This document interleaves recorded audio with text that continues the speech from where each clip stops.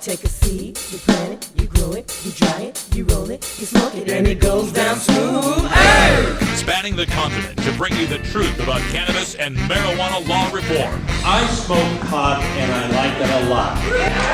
The Russ Belville Show, the voice of the marijuana nation. Now, here's your host, Radical Russ Belville.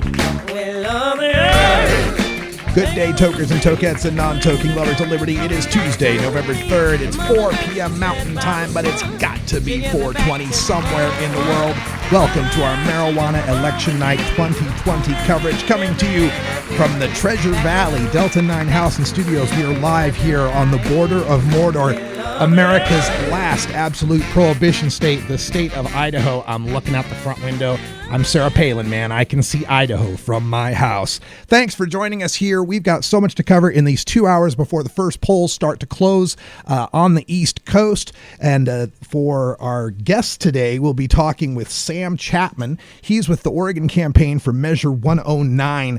That's the groundbreaking campaign to legalize a medicinal psilocybin program in the state. First in the nation. It'll be an amazing thing.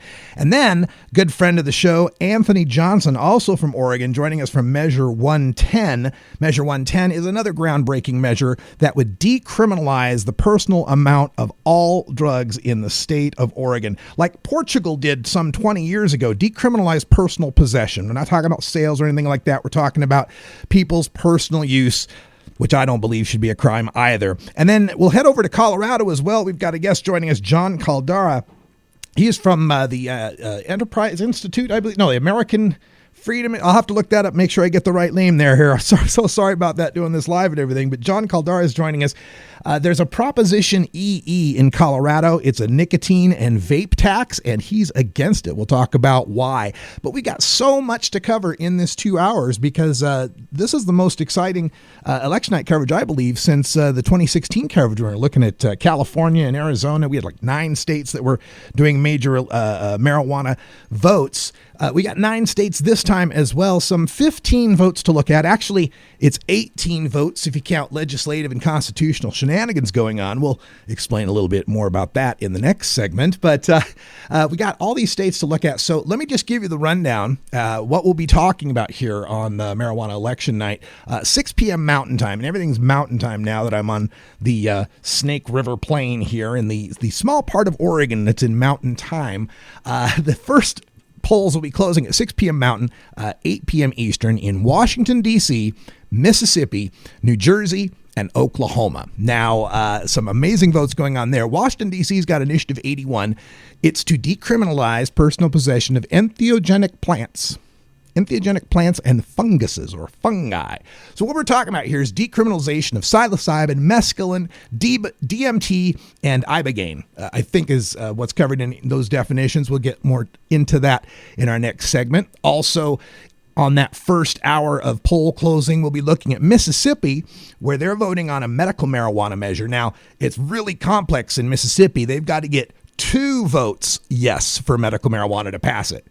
I guess they want the people of Mississippi to be really, really sure that they want medical marijuana. So we'll check that out in our next segment. Also, New Jersey voting on Public Question 1, referred by the legislature to the people. Public Question 1 is a marijuana legalization amendment. Couldn't just do it themselves. You know, they don't want to be on the hook for doing it. They're going to punt it to the people, which is fine by me because we know what the people want in the state of New Jersey. And Oklahoma has a vote. We're going to be covering more than just marijuana votes. As we develop this show, as we move forward into this next decade, this is going to take a broader take. We're going to look at not just marijuana, but all drug policy and criminal justice issues because they're all intertwined and I think they're all important. So in Oklahoma, they've got a state question 805, and this is criminal history in sentencing and sentence modification. And what this means is how much can they use your prior record against you to modify your sentence, to add years, to add conditions and excessive fines and so forth. And it has to do with reducing how much that can be used in the case of nonviolent crimes. And especially, people in Oklahoma who used to be marijuana criminals who are now medical marijuana patients, right? Not having that used against them would be pretty important. So we'll take a look at that in the first hour of the polls closing. The next hour of the polls closing for tonight's show, 7 p.m. Mountain Time, we got Arizona, Colorado, and South Dakota. Now, Arizona's got Proposition 207. It's a marijuana legalization initiative. And hey, you know what I think about marijuana legalization? You can't vote against ending your own criminality. And we'll take a look at the for and against arguments in Arizona. Some of the same stuff we've heard for over a decade now. Also, Colorado, Proposition EE. I mentioned that when we mentioned our guest, John Caldara, who's joining us a little bit later. Proposition EE is a tobacco and e-cigarette tax increase for health and education programs. Of course, it's for the children. Well, so it's for the children. What could be so bad about that, right? So talk about Proposition EE, which is it's got kind of special considerations in Colorado because they have that Tabor law, the Taxpayers' Bill of Rights, that throws a few curveballs into how you have to deal with taxation measures. We'll talk about that coming up for that 7 o'clock hour. Also, South Dakota. This is going to be, for me, one of the biggest votes of the night. South Dakota's got two things they're voting on. Constitutional Amendment A, which is a marijuana legalization initiative, and Initiated Measure 26, which is a medical marijuana initiative. It's the first time any state that's been voting on legalization has jumped right from absolute prohibition, which South Dakota is, absolute prohibition, to constitutional right to legal marijuana. That's remarkable. So if that happens, that's amazing. But we are talking about South Dakota, folks. South Dakota has rejected medical marijuana twice at the ballot in 2006, 2002, somewhere around there. But in the mid-2000s, a couple of rejections from the people of South Dakota. Initiated Measure 26, medical marijuana. So they got a fallback, maybe legal doesn't pass, but medical passes. Still, that would be groundbreaking for South Dakota and join with their friends up there in North Dakota having a medical measure. Then in the third hour of coverage tonight, 8 p.m. Mountain, we've got Montana to look at. Now, Montana, here's another one. This one's constitutional shenanigans. We'll talk about this a bit too, but they got to vote on Constitutional Initiative 118, which allows for a legal marijuana age, and Initiative 190, which is a marijuana legalization initiative. So you think it'd be easy, right? Let's just put marijuana legalization on the ballot. We'll vote for it, right? But the way the Montana Constitution is put together, they don't have a right to be able to set a minimum age for Montana's marijuana to be 21 without amending their constitution. It's really weird. It's like, I think the problem is if they just went ahead with legalization, it'd be just for 18 only. They couldn't set a 21 age. We'll check a little bit deeper into that as well. So 8 p.m. Mountain Time, Montana, and then 9 p.m. Mountain Time, our final hour of polls coming in, is California and Oregon. California is voting on three different measures we're going to take a look at. Oregon's voting on three different measures we're going to take a look at. Most of them are criminal justice measures in California, at least. California Proposition 17 is a voting rights restoration for persons on parole amendment. What this is about is people in California who are on probation can vote, but people who are on parole can't vote. So what's the difference between probation and parole? Really? Functionally? I mean, I imagine there must be one, but should your right to vote not be? We'll talk about that. As far as I'm concerned, you should never lose your right to vote. Every state should be like Maine and Vermont. You should never lose your right to vote. Why? Well, because you might be innocent. Our justice system isn't perfect. It puts innocent people in jail. And if you take away their right to vote, they have no power to be able to address the grievous injustice that's being caused to them. They have no representation. And if you're really worried that too many criminals would all in jail vote for something you don't like, maybe we shouldn't be putting so many of them in jail. So that's Proposition 17 is coming up. Proposition 20. Now, Proposition 20, this is the Criminal Sentencing, Parole, and DNA Collection Initiative. This is to undo some of the changes that have been made in California law recently to try to reduce mass incarceration. Some of the changes about, charging people with felonies, collecting their DNA and so forth for nonviolent offenses. And the people that are for this are saying, hey, well, nonviolent offenses isn't what we thought it was going to be. But we'll talk about the Proposition 20 in California as well, as far as criminal justice issues go. There's also a Proposition 25 in California. This one is end money bail. This is pretty simple, folks. When you get arrested, a lot of times they'll set bail, and you got to pay that whole amount of bail to get out of jail, or 10% to a bail bondsman. And even that can still be a lot of money to try to get out of jail, right? At 10%, you lose it. You don't get it back, right? So what this is recognizing the fact that when you're arrested, you're innocent until proven guilty, right? You're innocent until proven guilty. So innocent people who are rich can get out of jail. They got the money. They can pay the bail. Innocent people that are poor, well, they're stuck. We'll talk about Prop 25 and its impact in the state of California and how that should be addressed nationwide. And I got a kind of a personal angle on that too. And then also from my home state here, state of Oregon, we got 3 measures to vote on. As we mentioned, the 2 earlier from our guests, Anthony Johnson and Sam Chapman, who will be joining us. But before that, there's a Measure 108. And Measure 108 is a tobacco and e-cigarette tax increase for health programs measure. And the people who are for 109 and 110 also want me to be for 108. But guess what, folks? I'm not. Excessive taxation is just another form of prohibition. And I got some other reasons too. We'll get into that a little later in this preview hour as well. Measure 108, then Measure 109, the medicinal psilocybin program. Not, as I've been mischaracterizing it earlier, medical mushrooms. God, I wish it was medical mushrooms. You grow your own and treat yourself at home. No, this is clinical, laboratory, sterile environment kind of thing. Still would be groundbreaking for any state that passes it, and I sure hope we're the first. And finally, Measure 110 in the state of Oregon, decriminalization in the state of Oregon to help fund treatment. Did you know the state of Oregon is like 50th, dead last in access to treatment for people who have drug problems? And that's a laudable goal. I agree, of course, with that goal of getting people treatment. But as far as I'm concerned, you're never a criminal for what you do to yourself, and our laws should reflect that. So that's our coverage coming up tonight here on Marijuana Election Night 2020, live from Delta 9 House and Studios, where it is Croptober. So if you hear people milling around in the background, walking by and such, it's because, hey, it's a busy time of year.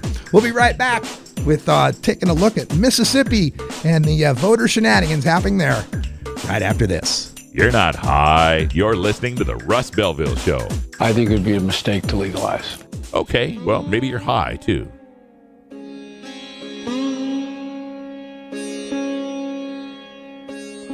Hi, I'm Radical Russ Belville. You know me. I'm from Idaho, where we've got 2 strains of marijuana, got some and don't.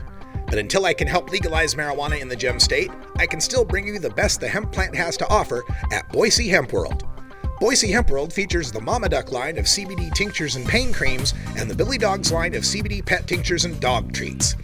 Hemp World also features CBD candy, gummies, gum, spices, and a whole assortment of tie-dye and hemp clothing and accessories. And under the laws of America's last absolute prohibition state, all Hemp World CBD products are 100% THC free, so you won't fail any drug screenings.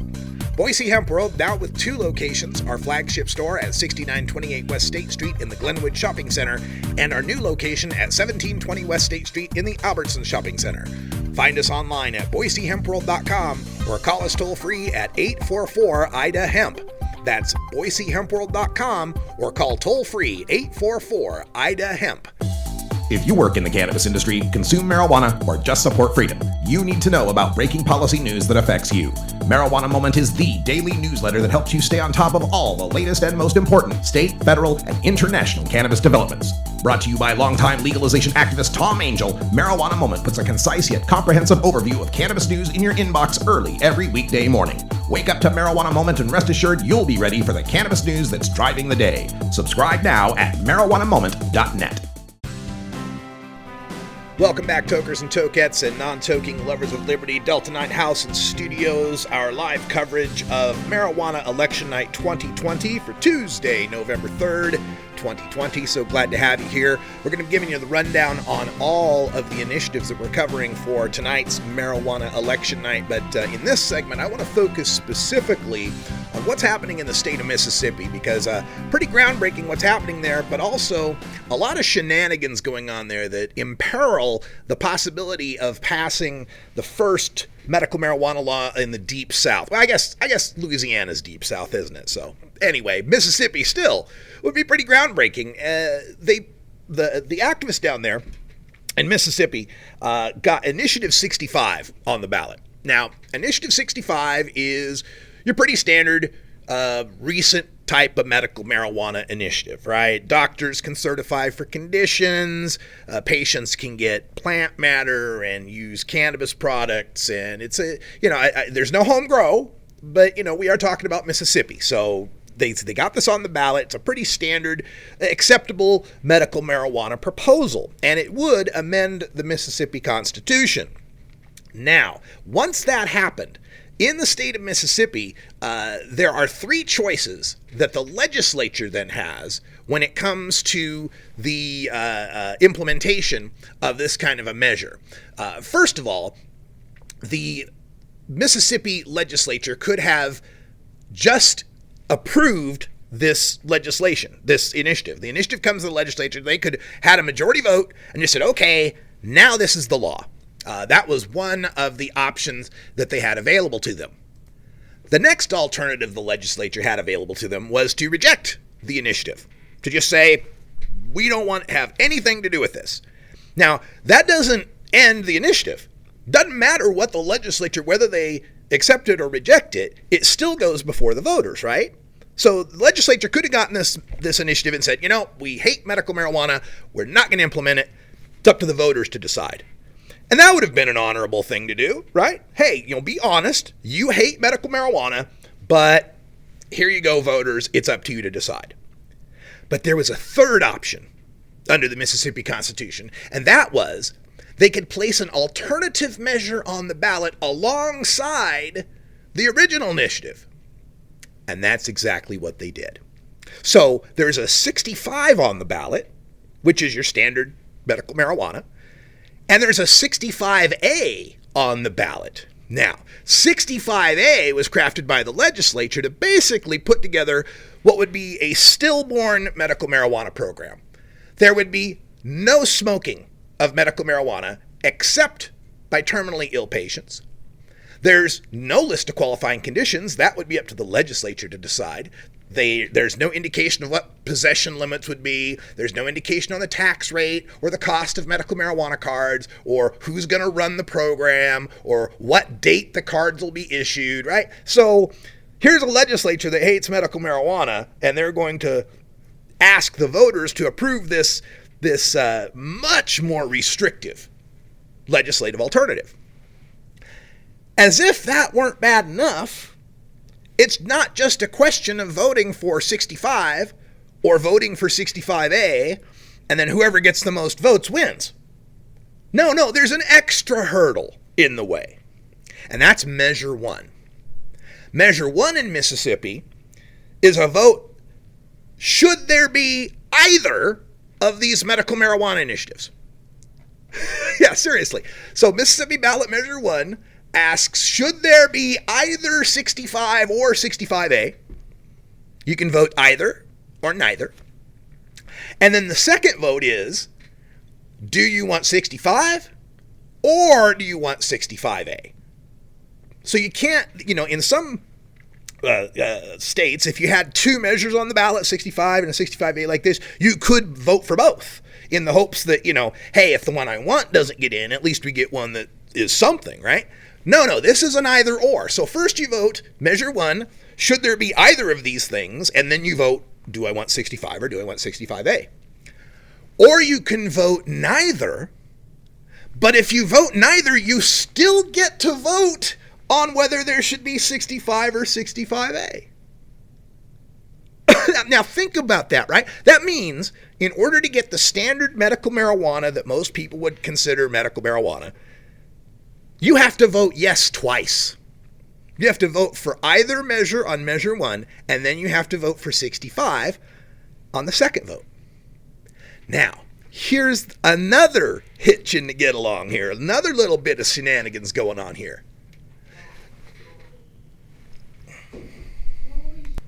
If you vote for Measure 1 and you vote for the either, like I want either medical marijuana, you have to vote for the second thing. You have to vote the 65 or 65A.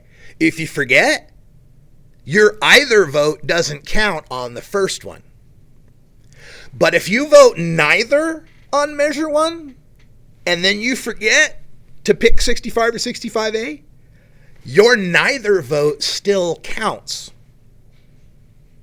Yeah. Talk about putting every possible obstacle in the way of medical marijuana in the state of Mississippi. So let's game this out a little bit, right? So obviously, there's different types of people who support or oppose medical marijuana. And the real question is going to be the get out the vote. How many people are going to get out based on these different archetypes, right? But let's just pretend, for the sake of, thought experiment here, that there's 7 voters in Mississippi. Let's pretend. There are just 7 voters that are going to vote on this in Mississippi. Our first voter, let's call him Kevin, okay? Our first voter, Kevin, hates all pot. He's vehemently opposed to pot, and he's serious about it. He logs on every day. He's looking. He's paying attention. He's into the politics. Oh, Kevin hates pot. Voter number 2 is Will. Now, Will hates pot too, but it's not like on his radar. It's not like his most pressing issue in the world. He doesn't really care. Given the chance to vote on it, he hates it, but he doesn't really care. Voter number 3, let's call her Aubrey. So Aubrey also hates all pot, but she does have a little bit of a soft spot for terminally ill cancer patients, right? Like she could relent on, okay, if you're going to die and you got cancer, okay, we'll let you smoke a doobie. Our fourth voter is Julie. Now, Julie's more on the caring about patients angle. Like, she cares about the truly sick people. And she does believe that, hey, marijuana can really help if you're really sick. But she also has that feeling that a lot of medical marijuana is just people that want to get high. So she'd prefer, if there's going to be medical marijuana, let's have it, really limited. Our fifth voter, let's call her Lori. Lori loves medical marijuana. She's all about medical marijuana. She grows medical marijuana. She helps people with medical marijuana. She would prefer that if there is medical marijuana, you can grow your own. It's available for everyone. Our sixth voter, her name is Hope. And Hope also likes medical marijuana. She's very pro medical marijuana, but she's kind of a ditz, and she's not really into the issue. Like, she's not focused on it. She's not much of a voter type person, right? So if given the chance to vote for it, she'll say yeah, but she's not focused. And then our seventh voter, let's call him Russ. Russ loves pot, loves everything about pot, even thinks medical is ridiculous. Think you ought to have pot, if you want, no matter what. Should be legal for everyone, all right? So those are our 7 voters for our little thought experiment, right? Kevin, Will, Aubrey, Julie, Lori, Hope, and Russ. If we put measure 65 just by itself, the good medical marijuana in Mississippi, the standard medical marijuana program, even though it doesn't have home grow, we put that in front of those 7 voters, it's going to win 4-3. Kevin, Will, and Aubrey are going to vote against it because they hate all pot. And then it's not just for terminal people, it's medical for everyone. So they're going to vote against it. But Julie, Lori, Hope, and Russ, they're going to vote for it. Julie would prefer it was just for the truly sick people, but she can look the other way if some people that are just a little backachy get it, as long as the cancer patients get it, right? She cares about the cancer. She's our swing voter on this Supreme Court, okay? So she tilts toward the 65 if it's just 65 on the ballot. Let's pretend it was one of those situations like other states where 2 things are on the ballot. There's a 65 and a 65A, and whoever gets the most votes wins. Well, in that kind of situation, 65 is going to get Lori, Hope, and Russ. Julie, our swing voter, is going to flip over to 65A because it's just for the terminally ill and the truly sick. So Kevin, Will, Aubrey, and Julie are going to vote for that 65A. Or maybe they don't. Maybe Kevin and Will hate pot so much they vote against 65A and against 65, and then 65 ends up getting 3 votes and 65A gets 2, and it ends up winning. So that wasn't enough of a hurdle, right? We throw this extra measure 1 thing in, like we're doing in Mississippi. You got to vote for measure 1 and you got to vote for 65 or 65A. Well, in that situation, the measure one, it's a vote for either should be allowed or neither should be allowed. Well, either is going to win 4-3. Kevin, Will, and Aubrey are going to say neither. Julie, Lori, Hope, and Russ are going to say either. Great, we're going to have medical marijuana in the state of Mississippi. One or the other, but either wins 4-3, so we're going to have one or the other. But remember, then, you got to move on to vote for the 65 or the 65A. And a couple of our voters, remember, they don't care so much, right? So, Lori, Russ, and Hope, you'd think, would be for 65. But Hope, she forgets. She messed up. It's not really on her radar, so she forgets to vote for one of those other two. And then 65A, Kevin, Will, and Aubrey, and Julie would vote for, but Kevin, it's not on his radar. Will. Kevin hates it always. Will, he messes up, and so he forgets to vote. Well, in that case, 65A wins 3-2, but that vote on measure one goes to a tie, 3-3. Because when Hope messes up her 65 vote, Hope voted for either. Since she didn't vote measure one either and a 65 or 65A, her either vote doesn't count anymore. But Will, when he messed up, his neither vote still counts. So now you're neither on measure one is a tie. I don't know what happens in that case. But let's game this out further. Let's pretend Julie messes up too. Julie messes up too, right?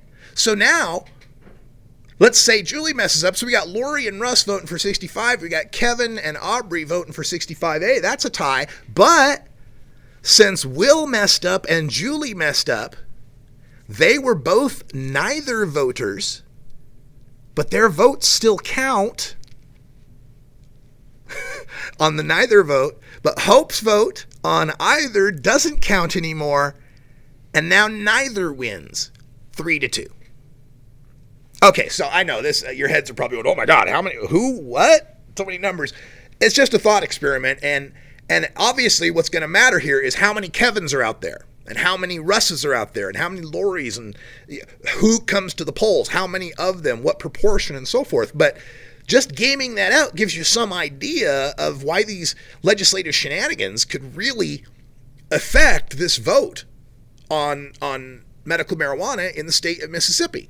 So if you're listening out there, Mississippi, you got to vote either on measure one, and then you got to vote yes on 65A. It's 2 votes in the state of Mississippi.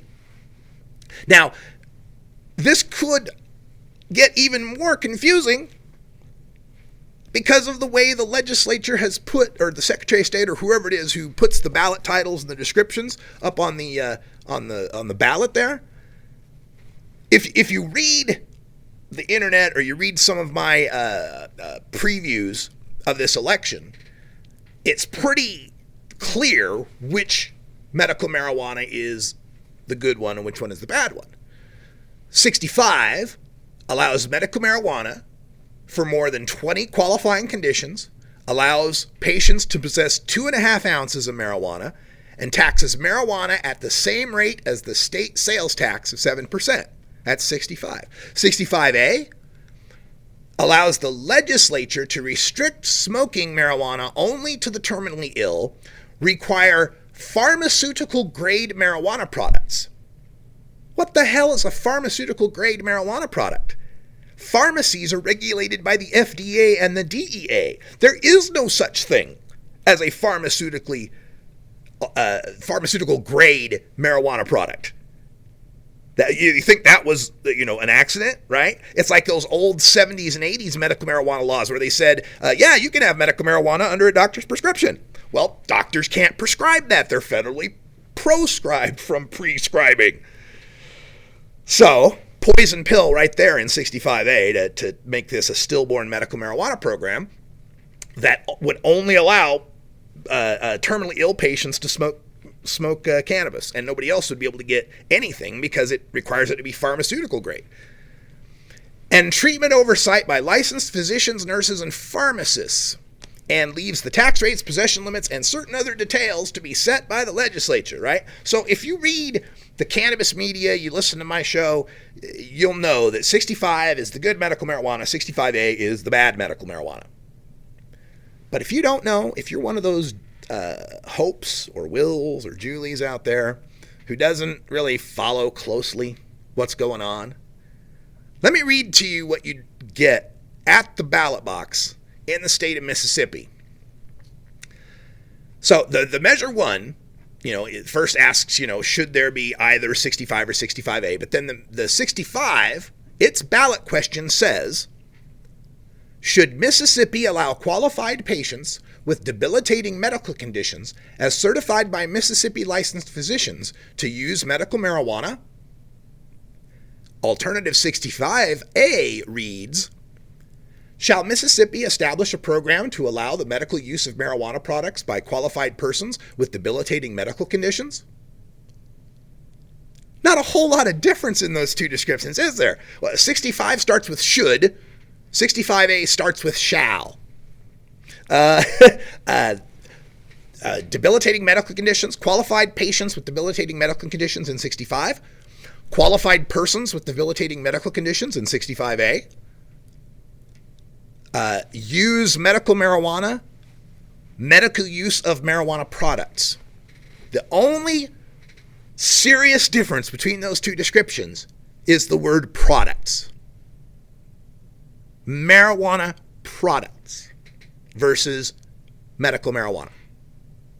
So if that, you read those two on the ballot in Mississippi and you're like, well, what's the difference, right? Well, there's a ballot summary. You can read the ballot summary that's approved as well. And it says, Initiative Measure Number 65 proposes to amend the Mississippi Constitution to allow qualified patients with debilitating medical conditions as certified by Mississippi licensed physicians to use medical marijuana. This amendment would allow medical marijuana to be provided only by licensed treatment centers. The Mississippi State Department of Health would regulate and enforce the provisions of this amendment. 65A's summary says, this constitutional amendment is proposed as a legislative alternative measure to initiated measure number 65 and would establish a program to allow the medical use of marijuana products by qualified persons with debilitating medical conditions. But doesn't really illustrate it any more than the titles did, other than the different word there, products. And if people haven't been watching the news, haven't been following the campaigns, the pro and anti campaigns on Facebook or YouTube or the radio or wherever, if they're just the typical voter who doesn't really give a squirt about marijuana, that's not going to give them much difference. So maybe, not understanding that there's any difference between the two, they drill down to the money part. How much is this going to cost me? What's this going to cost, this medical marijuana? So there's a fiscal impact statement. Initiative 65 says, the overall cost to Mississippi for the first year is estimated to be $11 million. The anticipated expenses for the first year to implement a medical marijuana program is over $24 million. Plants, seed to sale, will cost $5 million.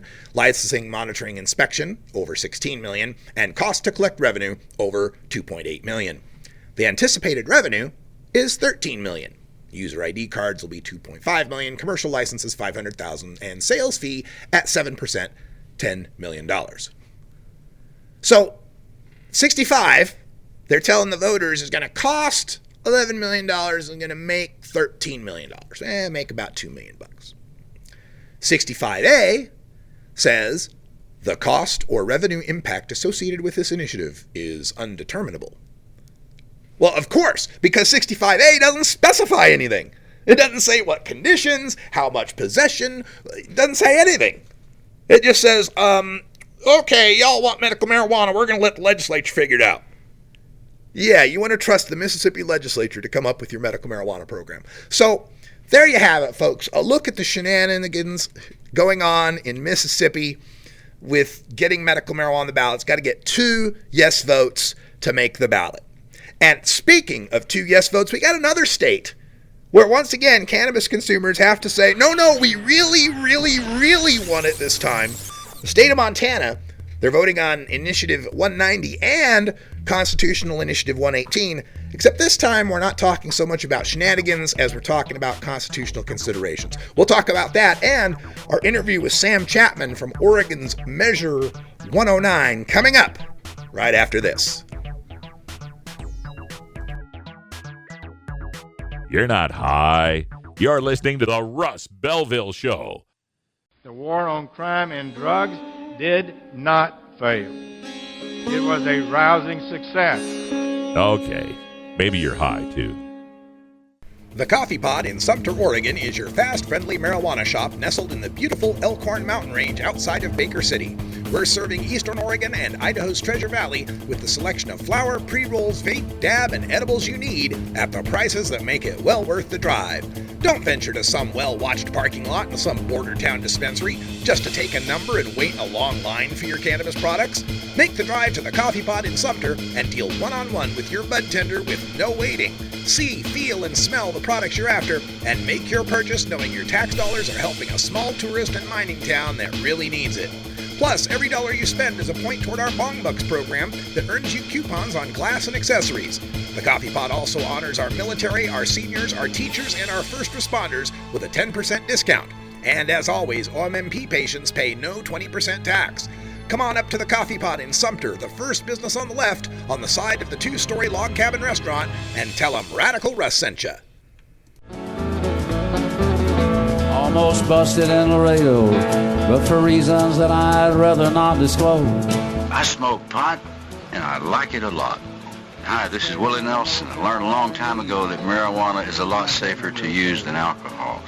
There's absolutely nothing wrong with the responsible use of marijuana by adults. It's time we stopped arresting and started respecting responsible marijuana smokers in America. And to learn what you can do to help, please contact NORML at www.norml.org or call toll-free at 888-67-NORML. The show was long and we were just sitting there, and we'd come to play and not just for the ride. Welcome back to our Marijuana Election Night 2020 coverage, live from Delta 9 House and Studios in beautiful Ontario, Oregon, Onionville, USA, on the border of Mordor. We're looking right across the Snake River at the state of Idaho, America's last absolute prohibition state. You can still go to jail for a hemp leaf in the state of Idaho. So you're going to be hearing a whole lot about the state of Idaho in the coming weeks as I ramp up the Russ Belville show again, get the podcast going on a weekly basis, because this is what kind of brought me into getting marijuana legalized was what's going on in the red states. You know, I spent a lot of time in Oregon, and I saw in my time from 2005 through 2018, I kind of spanned the before and the after of recreational legalization in the Pacific Northwest. And I've seen Americans go from about 33 to 36% support for legalization to now about 66, 67% support for legalization. We've gone from 1 out of 3 to 2 out of 3 in this nation. But that's not the case everywhere you go. In certain states, still in the middle of the country, there are people still going to jail, people still having their lives ruined over this wonderful plant. So we're back on the air, battling prohibition, and what better place to battle prohibition than America's last prohibition state. We'll keep you posted on what happens as far as medical marijuana in Idaho for 2022, but it's 2020, and we've got an election to look out right now where states like South Dakota is voting on legal marijuana and medical marijuana at the same time. They've got Amendment A and Initiative 26. Initiative 26 would create a standard medical marijuana program in the state of South Dakota. It's getting good results in the polls in the 70s. And then Amendment A would establish a constitutional right to adult use of cannabis. No excuse required. That's getting 50-ish support. Can you imagine tonight, as we get these votes coming in, hearing South Dakota go from absolute prohibition to a constitutional right to legal marijuana? I'm so excited for that vote coming up later tonight. Also, we got legalization vote happening in New Jersey, public question 1, and Montana, which is the one I wanted to talk about right now, because in South Dakota, you just got to vote yes for Amendment A. Boom, you got legal weed. In New Jersey, you just got to vote yes for public question 1. Boom, you got legal weed. But in Montana, oh boy, folks, we got another one of these double votes coming up. They have Initiative 190 in the state of Montana, which is marijuana legalization initiative, and it would legalize up to 1 ounce possession or 8 grams of concentrate by people over the age of 21. You'd be able to grow 4 plants in your backyard, 4 seedlings, so long as the plants are in an enclosed area with a lock and out of public view. So this is pretty much, Oregon legalization, right? We can grow 4 plants, except we don't get 4 seedlings. It's just 4 plants. Still, Montana, good job there. Love to see legalization with home grow. And, of course, you can possess, use, grow marijuana. This would go into effect January 1st, 2021. There would be marijuana and marijuana-infused sales tax of 20% of the retail price.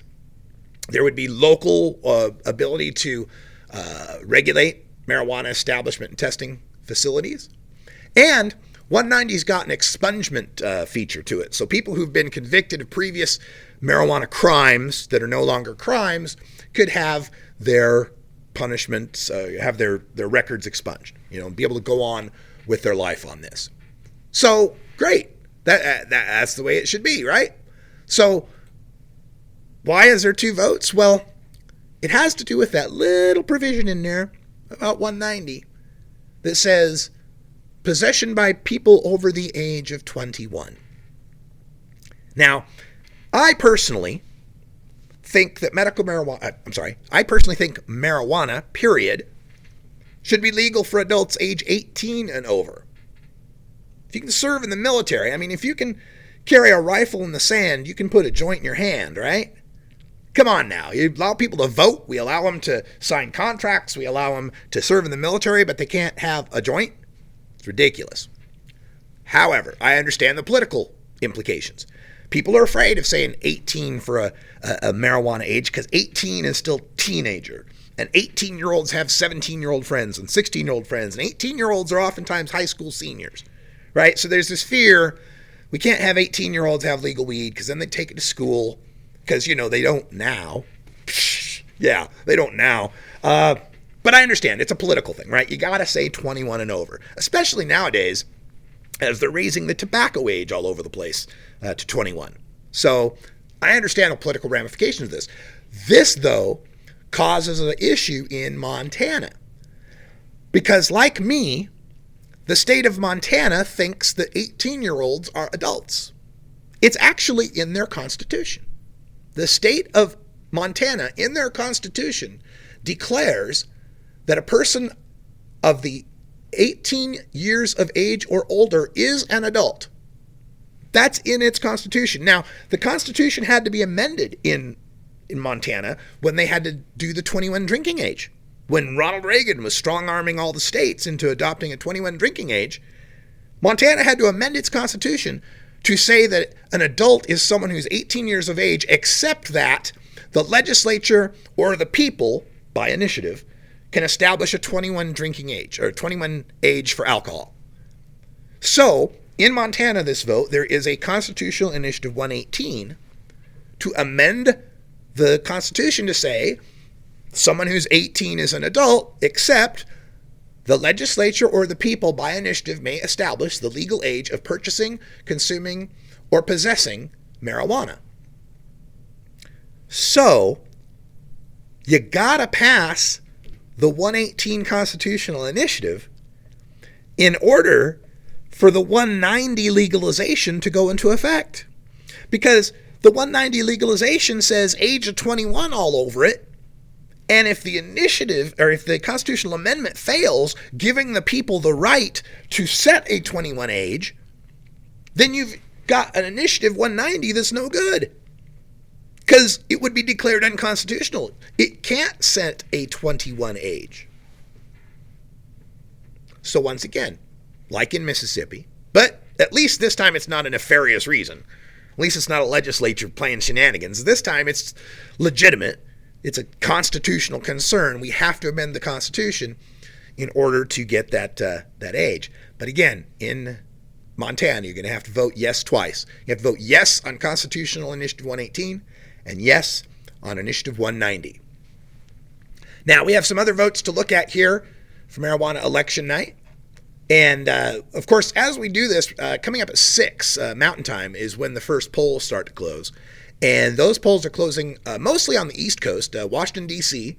We've got the entheogenic plants and fungus measure, right? Decriminalization of peyote, mescaline, DMT, that kind of stuff in Washington, D.C. Mississippi, the Measure 1 Amendment, Initiative 65 vote. We'll cover that. New Jersey, Public Question 1, legalization. And Oklahoma, State Question 805, which reduces how much they can use your past criminal history in exacerbating your sentencing and your punishment. As we get to 7 o'clock Mountain Time, polls close in Arizona, Colorado, and South Dakota. Arizona Proposition 207, that's marijuana legalization. Just a simple yes or no vote here, folks. No shenanigans going on there. Colorado, Proposition EE, a tobacco and e-cigarette tax increase. For the children, of course. It's to save the children. And in South Dakota, Constitutional Amendment A, marijuana legalization, and Initiative Measure 26, medical marijuana in South Dakota. 8 p.m. Mountain Time, that will be our Montana hour, all Montana. Constitutional Initiative 118, allow a legal age for marijuana, and Initiative 190, marijuana legalization.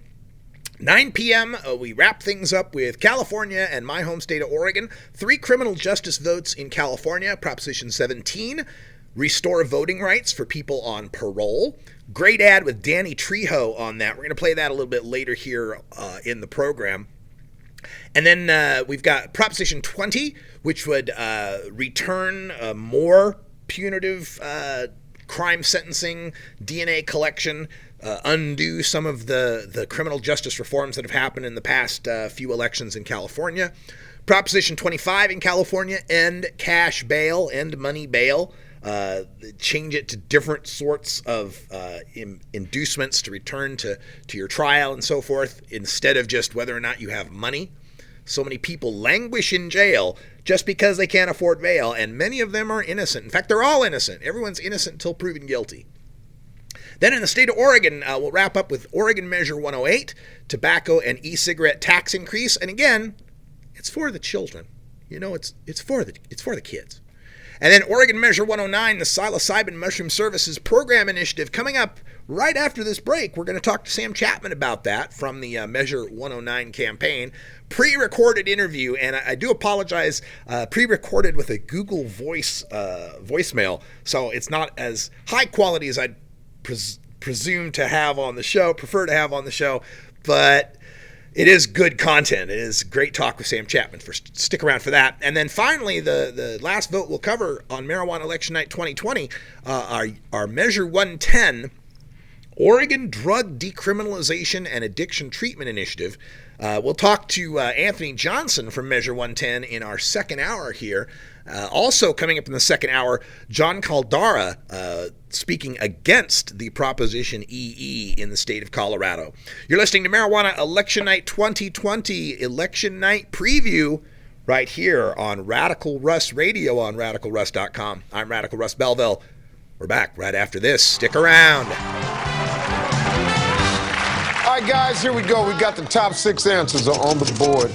Name something that gets passed around. Chris. A joint. A joint? This is Radical Russ Radio, where a joint is always the number one answer.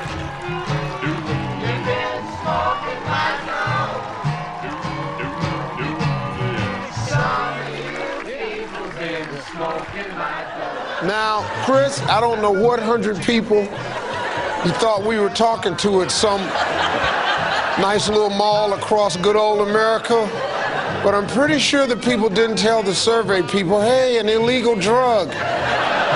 Let's turn around and see how many weed heads are out there with Chris. A joint.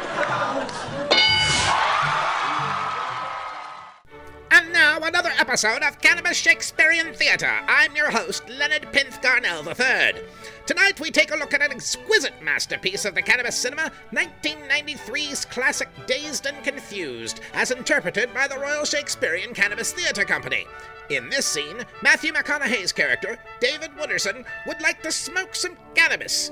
Jason London, as Randall Pink Floyd, sits alongside Wiley Wiggins as Mitch Kramer, responding to Wooderson's request.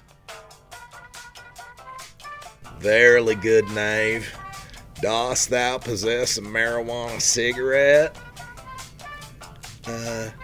Nay, I carry it not yond mine person. 'Twould be more preferable if thou dost. For Cannabis Shakespearean Theatre, I'm Leonard Pinth Garnell III. Welcome back to our coverage of Marijuana Election Night 2020. I'm Radical Russ Belville, and joining us now on the program, we have Sam Chapman. He is with the Measure 109 campaign in the state of Oregon. This is a first-in-the-nation program that is being suggested here for the state for medical psilocybin therapy. That's right, the psilocybin that comes from so-called magic mushrooms. So, Sam, welcome to the program. Thanks so much for having me on, Russ. Glad to have you on, and a lot of this talk about this particular measure, Measure 109 in Oregon, has kind of characterized it as medical mushrooms, but it's really not that simple. There's a little more to it. So could you tell us the basics of what Measure 109 is proposing for the state of Oregon?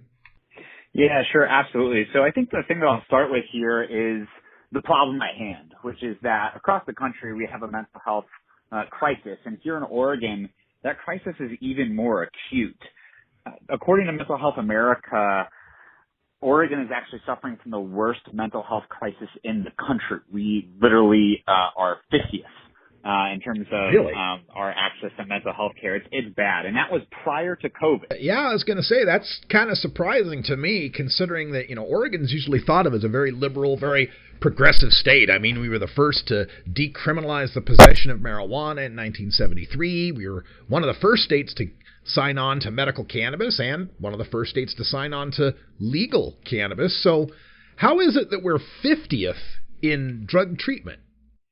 I think a lot of it has to do with funding to treatment and services and the barriers that exist within the current healthcare program to providing those services. And so, we're hopeful that adding psilocybin therapy as a tool in the larger toolbox for helping combat mental health conditions like depression, anxiety, addiction, etc., can really help a lot of people in need.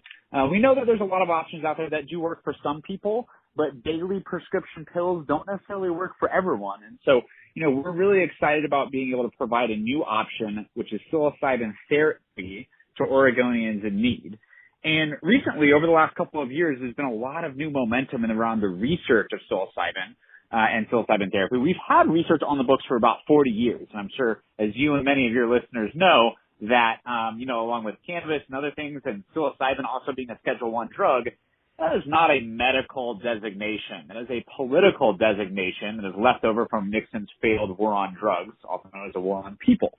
And so what we're really excited about specifically with psilocybin is that rigorous studies at leading medical research institutions such as Johns Hopkins, UCLA, and NYU have shown that psilocybin can be uniquely effective in helping people treat their depression, end-of-life anxiety, and addiction. And in fact, it's shown so much promise that the FDA, the Food and Drug Administration, has recently granted psilocybin therapy a breakthrough therapy designation for treatment-resistant depression and major depressive disorder, which means that psilocybin therapy may demonstrate substantial improvement above and beyond what is currently available. So we're really following in the footsteps of a lot of the clinical research that's been done at the federal level. And, we have some interesting bedfellows in that the FDA, a federal agency, has also granted psilocybin therapy as a breakthrough designation status. So we're really following the lead of a lot of the science, and we really believe that it speaks for itself in a lot of ways. I think older people, people of my generation, Gen X, baby boomers, etc., I think they're going to associate this whole concept with tripping. the 60s and tie-dyes and psychedelics and all of that. But really the science is emerging on this. In fact, they were looking at the science on this in the 60s and 70s before the Controlled Substances Act kind of put the kibosh on that. And one of the things we know about psychedelics is that set and setting is very important. So I'm kind of curious about how the program is going to provide a way. This is not going to be in people's homes or anything. It's not like you're, sitting back listening to Pink Floyd The Wall or anything. This is a real therapeutic treatment. Could you elaborate on that a bit? That's correct. It's a therapeutic treatment. And I'll just start with being very frank with what this measure is not. This measure does not allow the retail sale of psilocybin. There will be no off-site consumption, possession, or cultivation of psilocybin. And there'll be no branding or advertising of psilocybin products. And so, while we do live here in Oregon, in the state that, we're very grateful to have, adult use cannabis, this is not the same thing. And it's not really comparable to medical cannabis either, in that this measure will set up a licensing and regulatory framework in which adults over the age of 21 will be able to access psilocybin therapy in a regulated and supervised environment with a trained facilitator. So this is going to be a very laser-focused therapeutic model. And our measure will establish a regulatory framework within the Oregon Health Authority that will allow these trained practitioners to administer psilocybin services at specially licensed centers. It will also establish an Oregon Psilocybin Advisory Board that will be appointed by the governor, that will be made up of doctors, therapists, researchers, harm reduction advocates, community leaders, folks from other indigenous communities and BIPOC communities, all to come to the table over a 2-year rulemaking period to work with the Oregon Health Authority on establishing training and licensure requirements, ensuring that this is an equitable and affordable program. It's not lost on the campaign that we're talking about creating a new tool within a larger healthcare system that is arguably broken and does not work for a lot of people, which is exactly why we're working with BIPOC community leaders from across the state and around the country to center and elevate their voices in the conversation about what creating actual equitable and affordable access to this type of program look like. So we're really trying to come at this from all angles to ensure that this is something that anyone who stands to benefit from accessing can actually access. We're speaking with Sam Chapman, spokesperson and chief petitioner behind Oregon's Measure 109, Heals Hearts and Minds. If you want to learn more, check out voteyeson109.org. Now, as we said earlier, this Measure 109 would be the first program in the nation to have psilocybin therapy for medical purposes. And it seems to be leaving behind some of the establishment folks like the American Psychiatric Association, the Oregon Psychiatric Physicians Association. They're coming out against Measure 109, and we're hearing some of the same kind of complaints we heard when medical marijuana came around, that, medicine shouldn't be passed through the ballot, that this should be relying on the science and going through the FDA. So what is the response of the 109 campaign to these medical professionals who are in opposition? Right. So, I think it's unfortunate that we have some of that small opposition. I mean, what I'll say is that we have a mental health crisis here in Oregon, and we need more treatment options. The OPPA, the Oregon Psychiatric Physicians Association, apparently just wants to wait and act as if, the current treatments and the current drugs are going to change our trajectory. They are attempting to, apply a medical model to a therapy model, right? Psilocybin is not some new pharma drug, right? We have had research on the books for over 40 years. We have anecdotal use for over hundreds, if not thousands of years. And so they're simply just trying to pull this into an environment in which it does not exist. This needs to be within a therapeutic environment. And we really feel strongly that it's time to provide Oregonians who are suffering with more options, right? Psilocybin therapy is exactly that. It's therapy. This is a natural substance found in nature that, when administered in a therapeutic and regulated environment with a trained facilitator, is showing profound positive benefits. And again, the FDA is saying that there's real promise within psilocybin therapy. And so, there's always going to be folks that say, we need to wait, we need to hold off, we need to wait for the science. The fact is that the science has been there, and that Oregonians can no longer afford to wait, to have new options that could be well more beneficial above and beyond the options that exist today. And so we're simply not satisfied with continuing to prescribe people daily medications. It works for some, but it doesn't work for everyone. And we think Oregonians that are suffering from terminal cancer diagnosis and the anxiety and the depression that comes with that, veterans returning from war who are suffering from all types of trauma, and anger, and addiction issues, and people that are just struggling overall with everything that's going on between the pandemic, the fires, etc. These are the people that we're talking about creating access to. And we think that we've got a really well-intentional, well-thought-out program to be able to provide controlled and regulated access to a life-changing therapy. You know, I'm glad you mentioned that this is a therapy from nature, because that kind of takes us a nice segue into the other side of your opposition. It's kind of strange, you know, when we're in drug policy, it's always we're between a rock and a hard place, where one side wants us to be ultra careful, and then the other side thinks we're being too careful. And I'm speaking, of course, of Decriminalized Nature Portland, which is a local Portland group that feels that 109 is putting this natural substance behind a paywall, and by putting it into a program, it makes access a lot harder for the poor. So how do you straddle the line between being too strict and being too lenient, and what do you think about this natural substance argument? Yeah, absolutely. I mean, the first thing that I'll say is that psilocybin is illegal now. There's no access to it now. So staying with the status quo is simply not acceptable for the people who stand to benefit from having access. And again, we are very aware of what we're talking about in terms of creating a licensed system. There needs to be equitable and affordable access for everyone, especially the communities who have been disproportionately affected by the war on drugs, and the communities that are economically depressed and probably don't have access to health care now.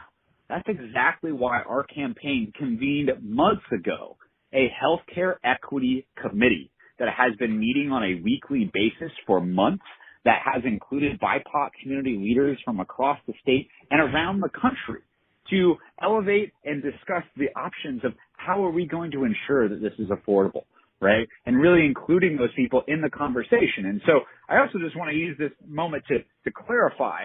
There have been a lot of points made about our measure that are simply not true. And I really encourage people to read the measure and make sure that you fact check claims that you see being made on the internet. There's a lot of false claims out there. The other thing that I'll say is that, we very much support the Decrim Nature general movement, right? And nothing in our measure prevents local decriminalization efforts from moving forward. They could absolutely exist in the same environment, and it's really important that people realize that. Sure, there's going to be people on each end of the spectrum. Some people think we're going too far too fast, and some people on the other end of the spectrum think we're not going fast enough. In my mind, that really tells us that we've got a sweet spot. Unfortunately, at the end of the day, if we want to change law and make history, we have to do it in incremental steps. And the fact that there's some people that think we're going too far and some people think that we're not going far enough, in my mind, from my decade of experience working in drugs policy, that means we have a sweet spot and we have a real chance to win. And our polling says that. It's just a little bit of education swings a huge amount of undecided voters for us. And that's exactly why we're really focused on educating people on what psilocybin is, what the studies are showing, what our measure does and does not do, and who stands to benefit from having access. When we can really combine the scientific evidence and the facts with the emotional appeal of who stands to benefit from having access, we know a majority of Oregonians support Measure 109 in creating access to psilocybin therapy. It's kind of interesting how this campaign is rolling out, considering how with cannabis we went from, decrim to medical marijuana to recreational marijuana. And here seems like we're going for the the medical side with Measure 109. And then we have another initiative on the ballot, Measure 110, which decriminalizes the personal possession of drugs. So, people that are worried about the natural aspect of this could vote for 110 to protect those people who, collect their mushrooms through nature. And also there's the option for the local or municipal ballot initiatives to be able to decriminalize. So we don't have to solve the entire problem all at once. We can take it in little bites like this. Now, also I think is interesting, last time we were dealing with this, working in drug policy in Portland, Oregon, I'm now on the eastern side of the state where, things are a bit different. Like Malheur County, where I'm living, voted 68% against marijuana legalization. So something that's very important to the people on the east side of the state is the issue of local control. We found that with medical marijuana, with recreational marijuana, where towns have the ability to ban any of the dispensaries or processors or growers. So what is the issue of local control like in Measure 109? Do the folks there in different cities and counties have to opt in or opt out of the medicinal psilocybin program? Cities and counties will have the ability to opt out under Measure 109. They will have to be proactive about it. So if cities and counties want to not allow licensees within their jurisdictions, they have the ability to pass an ordinance and opt out.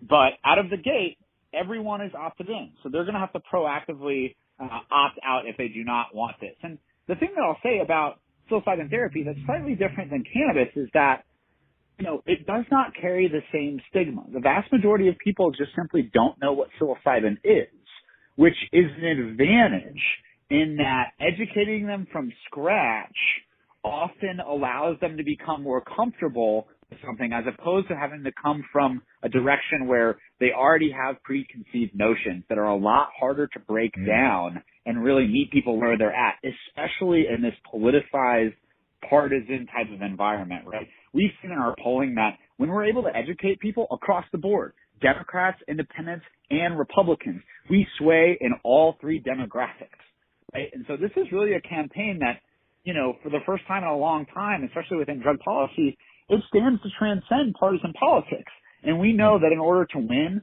we cannot leave one vote behind. So we're talking to people of all political backgrounds, of all demographics, from younger voters who we suspect to be with us to soccer moms and grandparents that may need a little bit more attention, right? We're talking to everyone because we know that everyone moves with just a little bit of education. And so our main focus between now and Election Day is really educating and reaching as many Oregon voters as we can. The issue is Measure 109, a medical psilocybin program being proposed for the state of Oregon. And remember, Oregon is a completely vote-by-mail state. And so they've been voting on this issue for a few weeks now as we get here ready for our election results on Marijuana Election Night 2020. Sam Chapman from Measure 109, vote yes on 109.org. Thanks so much for joining us today. Thanks so much for having me, Russ. I appreciate it. If you work in the cannabis industry, consume marijuana, or just support freedom, you need to know about breaking policy news that affects you. Marijuana Moment is the daily newsletter that helps you stay on top of all the latest and most important state, federal, and international cannabis developments. Brought to you by longtime legalization activist Tom Angel, Marijuana Moment puts a concise yet comprehensive overview of cannabis news in your inbox early every weekday morning. Wake up to Marijuana Moment and rest assured you'll be ready for the cannabis news that's driving the day. Subscribe now at marijuanamoment.net. Hi, I'm Radical Russ Belville. You know me, I'm from Idaho, where we've got two strains of marijuana, got some and don't. But until I can help legalize marijuana in the Gem State, I can still bring you the best the hemp plant has to offer at Boise Hemp World. Boise Hemp World features the Mama Duck line of CBD tinctures and pain creams and the Billy Dogs line of CBD pet tinctures and dog treats. Hemp World also features CBD candy, gummies, gum, spices, and a whole assortment of tie-dye and hemp clothing and accessories. And under the laws of America's last absolute prohibition state, all Hemp World CBD products are 100% THC free, so you won't fail any drug screenings. Boise Hemp World, now with two locations, our flagship store at 6928 West State Street in the Glenwood Shopping Center, and our new location at 1720 West State Street in the Albertson Shopping Center.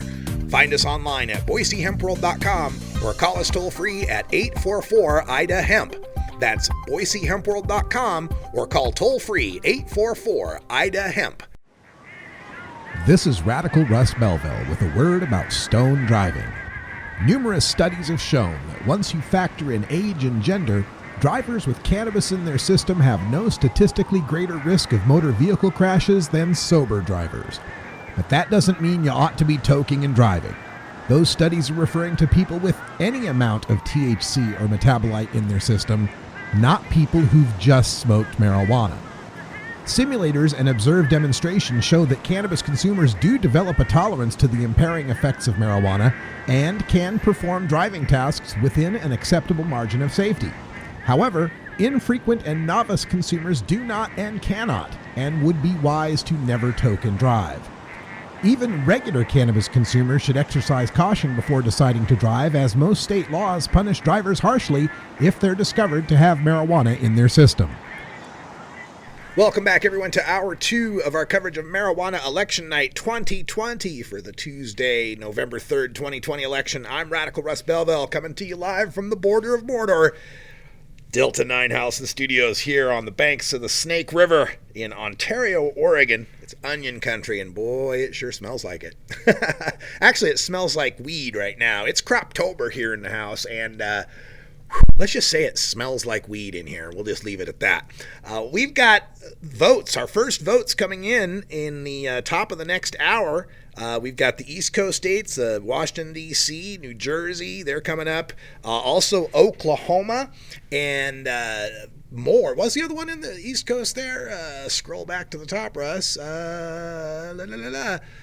New Jersey, Mississippi. Oh, yeah, can't forget Mississippi's on East Coast time, too. Those are coming up here top of the next hour.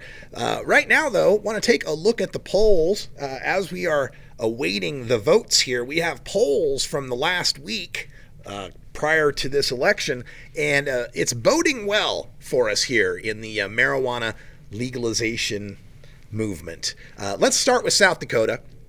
South Dakota's got the Constitutional Amendment A for marijuana legalization. Constitutional right for marijuana legalization. And then initiated Measure 26 to create a medical marijuana program. Now, as you could probably guess, the medical marijuana vote, the polls are looking strong. This is like a firm yes. South Dakota will become a medical marijuana state. Polls show it a 3-1 lead, 74%. This was a poll done by the Argus Leader, the newspaper there, and KELO TV.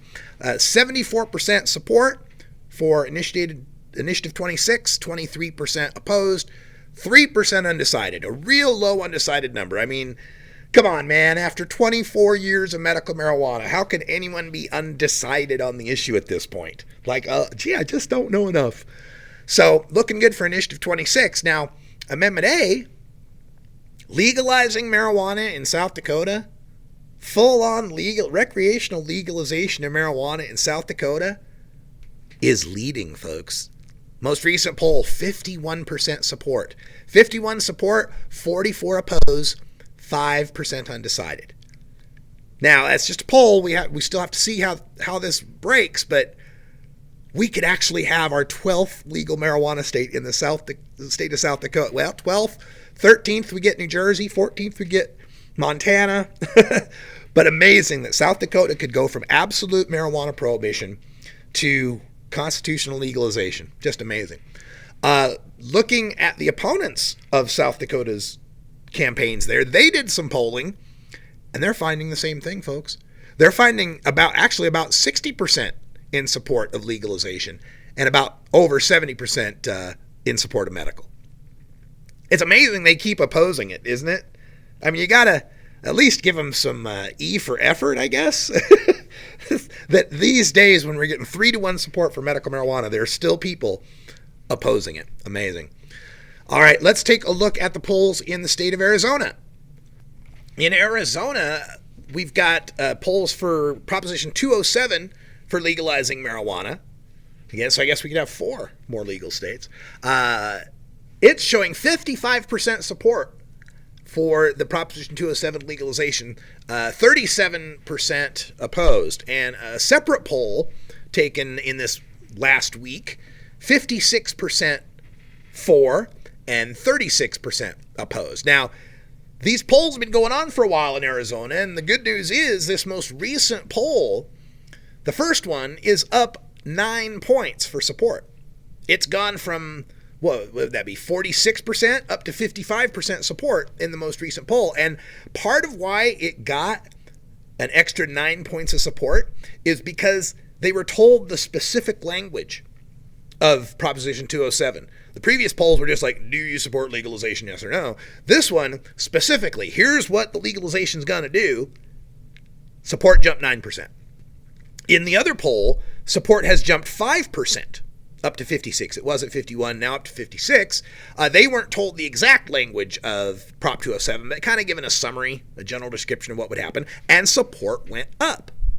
People want sensible regulation of cannabis. Let's take a look at the polls in Mississippi.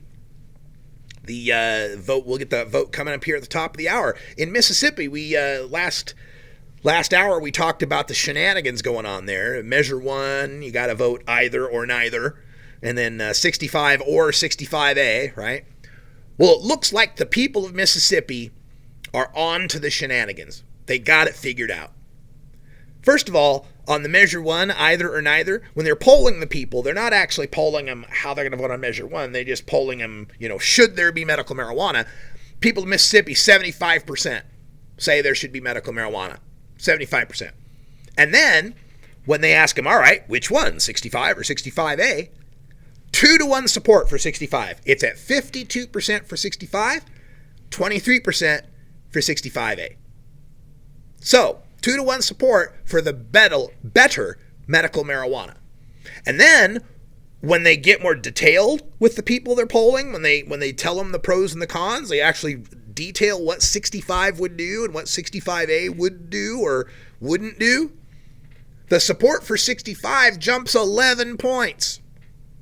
Goes from 52 to 63% for 65. And then for 65A, it drops 5 points.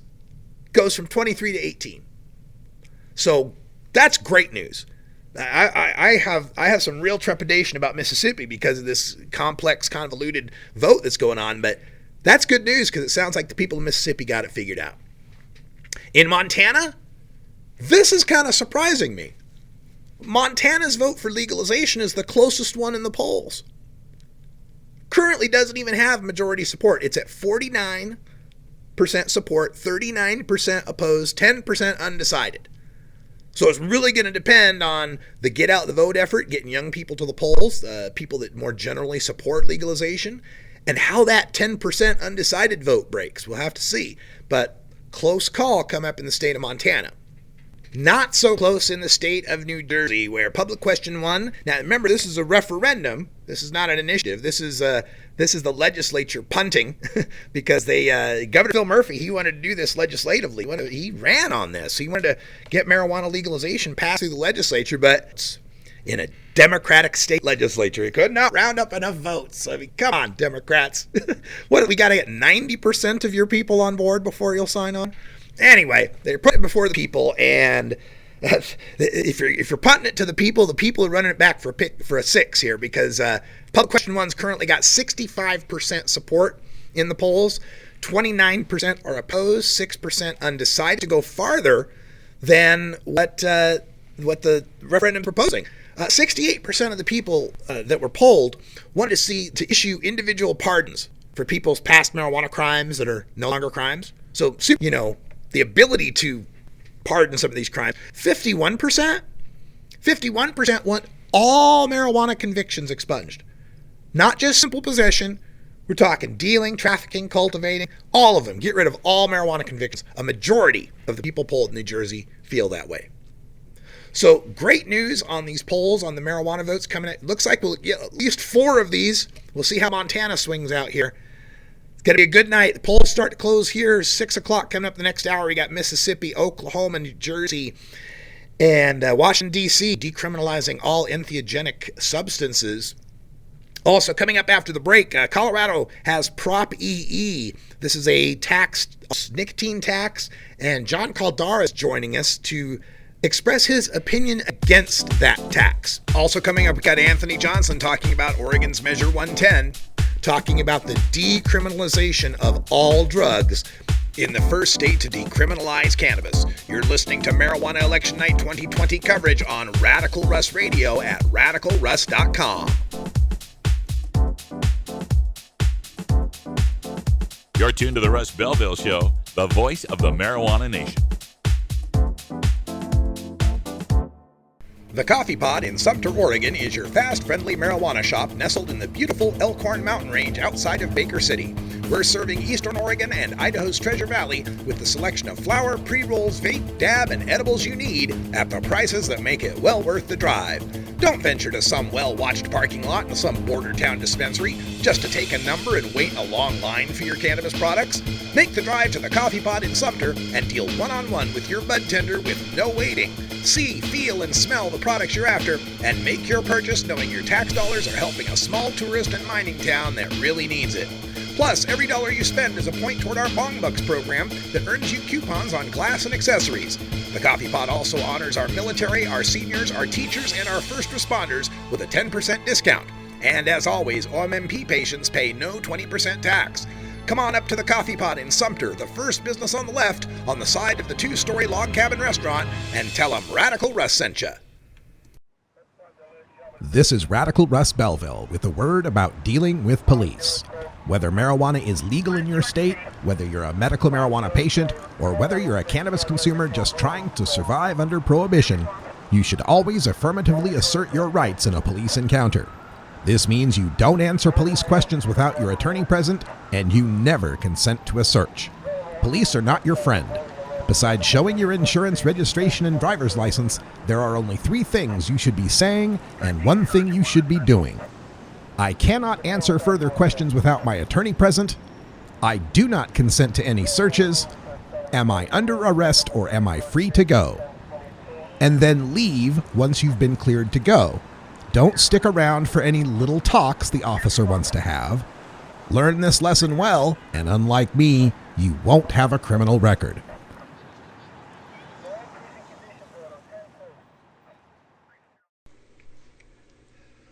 Welcome back, everyone, to our coverage of Marijuana Election Night 2020. I'm Radical Russ Belville, and today we're going to talk a little bit about things that aren't marijuana as well that are on the ballot. If you remember back in the day, there was that Pastor Niemöller poem for World War II. They said, first they came from the communists, but I wasn't a communist. Then they came for the trade unionists, and so on. And I think as cannabis consumers, and especially as cannabis becomes more recognized, accepted, and legal throughout the United States, we need to be watching what they're doing with other drugs, other drug policy out there, because first they'll come for them, and then the next thing you know, they're going to come for us. And so to discuss that with respect to a ballot initiative that's happening in the state of Colorado, we have John Caldera from the Independence Institute. He's not affiliated with either of the campaigns, but he has a very strong opinion on the matter. John, welcome to the program. Hey, great to be with you, Russ. Yeah, I'm so glad to have you here. We're here to talk about a ballot initiative in Colorado called Proposition EE, and this is one of those well-intentioned measures to raise taxes, maybe a so-called sin tax, if you will, to try to discourage people from doing the awful, terrible habit of smoking cigarettes. And John, you and I actually share this in common. Neither one of us smokes cigarettes. So why are you... No, and Go ahead. I tell you, I'm going to take exception with your term well-meaning. Okay. I have found that the intolerance, and that's the right term, the intolerance against people with an alternative lifestyle is just ridiculous and hateful. And I want to be sure I use that word, hateful. So Prop EE is not so different than most tobacco taxes, except not only does it raise the price of a pack of cigarettes to about $7, it also has a price floor. So even if you buy discounted cigarettes, they're going to raise it up to the level of premium cigarettes. I find this downright hateful, and let me see if I can center the conversation like this. You know, the great thing about America is that we protect people who are in the political minority. We do that with our First Amendment. If you have a weird religion, you still get to have it. If you want to say something odd, you get to do that. And over the last couple of decades, we've really made what I think to be amazing strides when it comes to the LGBT world. That is, we now have gay marriage. And it's one of those things, I'm not gay. Overall, people are not gay. Matter of fact, they say, 5% of the population might be gay, but yet we have these incredible protections, including legalized gay marriage. Now that only about 15% of smokers are in the world, they are now the new gay. That is, we've stopped beating up on homosexuals, and so we can start beating up on these other people with what we think to be a perverse lifestyle, people who smoke tobacco. What it is picking on a political minority that you find their activity is bad for society or bad for their health or bad for anything else. And it just seems so odd that the same people who have been screaming to make sure we celebrate the diversity of all our different lifestyles have decided this one, however, is sick, perverse, unholy, and therefore we are going to beat up those people who do it, particularly the poor. Mm-hmm. And let me make a quick side comment on that. Here in the state of Colorado, the effective tax rate for tobacco taxes, according to our own Department of Revenue, that is, as a percentage of your income, how much are you spending on tobacco taxes? If you're in the lowest bracket, making about 15 grand or less, you are paying effectively 51 times more for your tobacco than people who are in the upper over 200. Mm-hmm. So we keep hearing a lot of this stuff about we need to of tax fairness. Well, how fair is it that people in the lower income brackets have to pay this massive tax? If you're rich, it doesn't bother you. And oddly, rich people and poor people smoke about the same in Colorado. So they pay about the same amount of tax. It's just that you can't afford it when you're poor. So we have another thing that beats up on poor people.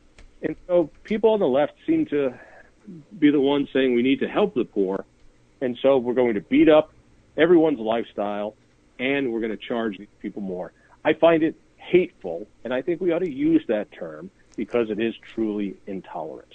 You know, I can agree with you on the perspective of the people that want to be nanny staters to go after a rejected minority. I will push back a little bit on the idea of the analogy of lifestyle. I think people in the LGBT community might be a little offended to say, that, smoking is a choice, whereas being gay or lesbian is something that's innate. But the result is the same. It's a hateful way of cracking down on someone you don't like.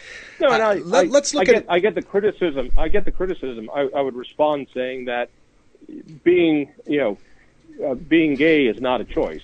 But whether or not you get married to another person, that's a choice. And whether or not you pick up a cigarette, that's a choice. And adults should be free to make those kind of choices. I like the way that you put it at the beginning of this conversation that, they're going to come for your pot after they're done with this. And I think that's very possible. And I want a world where we protect people who do things that we might not ourselves do. Mm-hmm. And some of this also, Colorado is kind of a unique state when we talk about taxing issues, because you've got that TABOR, the Taxpayers Bill of Rights, out there. Is there any? Are the people behind that having any sort of comment on this proposed new tax? That's a great question. They are mostly the same people. They want more money for government, and it doesn't matter who or how they get it and who they get it from. And so they just want more. And so this is a tax that will likely pass because we're beating up on a political minority. Only 15% of Coloradans smoke. It's kind of like, you ever see those hotel taxes or rented car rental taxes? It's easy to pass that because you're not taxing yourself. You're taxing the guy who comes into your town. That's what smoking has become, is that we are taxing a minority, so it's really easy to pass these things because the rest of us don't like being around smokers. We don't like smokers, and it's okay to beat them up for their lifestyle. I just find that so intolerant. Yeah, and I think, when we have these taxation discussions, I've had these with respect to, the sin taxes on marijuana or the sin taxes on gambling or alcohol. And one pushback I get from people is that some things should be taxed a little bit more if they cause more harm to society in order to offset that harm they cause to society. Is there any rational basis for that in this Prop EE to say, hey, smoking's costing the state of Colorado so much in healthcare costs, we need to make up for it with this increased tax? Oddly, and it takes a little bit to get there, oddly, the opposite is true. If there is something that actually saves people, saves government money in the long run, it is smokers. Now, you can't say it this way, so allow me to be very blunt. And it's because smokers die sooner. And so their medical costs, their Social Security costs, their pension costs, all are much less. In fact, back in the 60s, when the tobacco companies were doing all these studies that they got in trouble for not making public, it made it very clear that this was a massive savings for the government because people die early, and imagine that the cigarette companies didn't want to get that one out. Statistically, it's simply not true. The other part of it that makes it bad financial policy is that fewer and fewer people will smoke. It is a dying lifestyle, I think. And so when you build up a fiscal dependency on the tax revenues on a base that's going to shrink, you are depending on money that won't be there in the future. And this proposition is, of course, for the children, and it's supposed to go to help fund some preschool funding. And so we're going to tax smokers to give that money to kids, and when there are fewer smokers, the kids will be addicted to the money more than the smokers are to their tobacco. That is a backwards incentive. Or on the bright side, if you love kids, you should go to a preschool and light up to show them how much you support them. We're speaking with John Caldara from the Independence Institute in Colorado, and we're concerning Prop EE, which is on the ballot here on marijuana election night. And I think an interesting comparison between the two most popular legal substances kind of illustrates this point. When we talk about alcohol consumption, there are taxes on alcohol, of course, and they're a little bit higher in most cases in most states than they would be on most other consumer goods.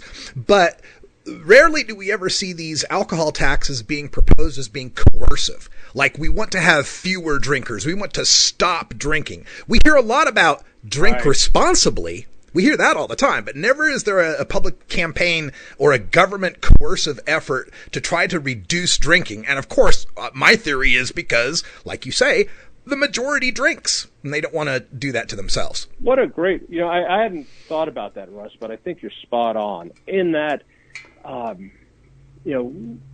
drinkers are still 80% of the population. And there was a time when smokers were 80% of the population. Smokers are taxed. The effective rate is something like 200%. When you buy a carton of cigarettes in Colorado, most of it, almost 70 to 80% of it, is taxes and fees. And your beer is not that way. And Colorado is very proud of its craft beers and all the microbreweries we have. But there is no pride in smoking. And it's because we truly hate smokers. We do not tolerate them. And that's why I make the comparison about homosexuals, that there was a time we treated homosexuals the wrong way. We treated gay people so awfully because what we found that they did was wrong for them, wrong for our families, wrong for society. And I don't see this as all that much different. And it's truly, truly hateful stuff. Mm-hmm. And I think it is bigoted. Let me throw this one out. On the same ballot in Colorado is a late-term abortion ban. And it says after 22 weeks, you can't get an abortion, except in a few situations. My suspicion is that this abortion ban will fail at the ballot box in November. Now, think about that. It'll say, this is my body. You can't have your say on it. My body, my choice. That same ballot is likely to pass a massive, massive tax increase for smokers to control what they do with their bodies. I find this hypocritical, and I just find that particularly progressives want to control your lungs, but not your uterus. Yeah, I've made that point a few times myself. Just some nuts and bolts on this issue. Is this a tax solely on cigarettes, cigars, tobacco, or does it also include vaporized nicotine products? Of course, it is vaping as well. Yeah. And they're hiding behind kids, saying we don't want it. We want to discourage kids. We were all kids. If you want to get hold of vaping products, you will. Keep in mind, the product is illegal for kids. You have to be 21 in the state of Colorado to get a cigarette or a vape. So you're beating up adults for an adult activity on the hope that you discourage some kid from ever starting to smoke. Yeah. I also worry about, this is not why our founders died for these type of freedoms, so that you can't get a cigarette. Well, and I also worry about the some of the unintended consequences. Of course, there's the prohibitionary aspect. The higher the price goes, the more profit there is in underground dealing of it. But also a harm reduction aspect of this. Youth smoking. When I was, and I'll date myself here, I was a high school senior in 1985. At least 1/3 of my classmates in 1985 were, nationally speaking, were smoking cigarettes monthly. And that number is down to about 5%. The number of kids who smoke a cigarette monthly is at about the same level as who use any drug other than marijuana. So about the kids that would use any drug or use cigarettes is about the same level. But I think a big part of that is because now the kids have a safer alternative to go to, not to mention one that's easier to hide, but a safer alternative that at least doesn't have the tar and all of the deadly toxins that you're dealing with a cigarette. And so I worry about that aspect too. Yeah. Yeah, again, the left, the progressives, are addicted to taxes. That's what they want here. And they're not concerned about health, because if they were, they would look at vaping products and go, this is a wonderful way for people to wean their way off of cigarettes. And I have dozens of friends who have switched from cigarettes to vapes and then to nothing. And so you are telling people that a safer alternative should have this massive tax to it. I want, if liquor was taxed to the same extent, the liquor companies would be fighting this tooth and nail. And given your interest in the cannabis world, watch out, because while in Colorado, one of the first states to legalize recreational cannabis, cannabis is so less taxed than tobacco, but give it a couple of years, give it 10, 20 years, they'll say, you know what, it really needs to be taxed at the same level as tobacco, which is what they're doing with vaping.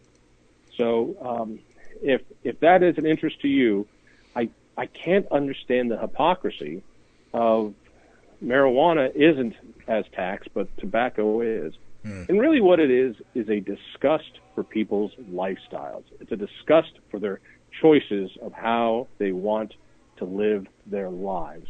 Here in Colorado, we don't have a helmet law for people who ride motorcycles. I ride a motorcycle and I always wear a helmet. I think you're a moron if you don't wear a helmet while you're riding a motorcycle. But the idea is that motorcyclists are such a powerful political minority that whenever they try to put a helmet law in, the guys on their Harleys circle the Capitol and make sure the message goes through. This is a lifestyle. We are choosing this lifestyle because it's what we identify with. It's who we are. So you don't have to wear a helmet, but you have to pay $7 in taxes to get a pack of cigarettes because of your lifestyle, and it's sad. I thought we got away from this type of hatred. Yeah. Well put. It's Proposition EE on the Colorado ballot to significantly raise taxes on tobacco and vaporized nicotine products. Been speaking with John Caldera from the Independence Institute. And John, do you have any contact or social media information you'd like to give out? By all means, check us out at thinkfreedom.com. That's thinkfreedom.com. And you can always get me on Twitter and Facebook. There's no H in John and there's no E in Caldera, so it's JONCALDARA.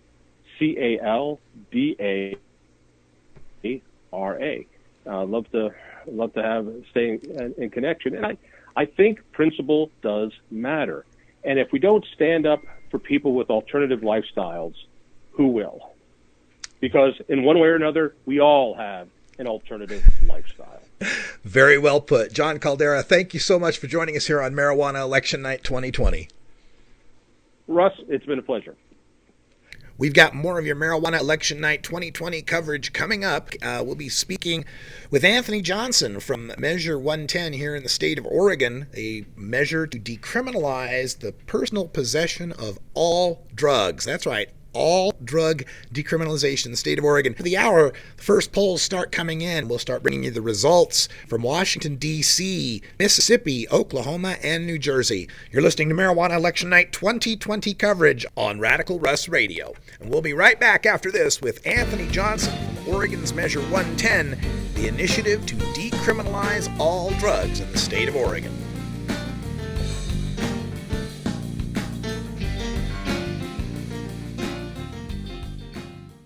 Hi, I'm Radical Russ Belville. You know me. I'm from Idaho, where we've got 2 strains of marijuana, got some and don't.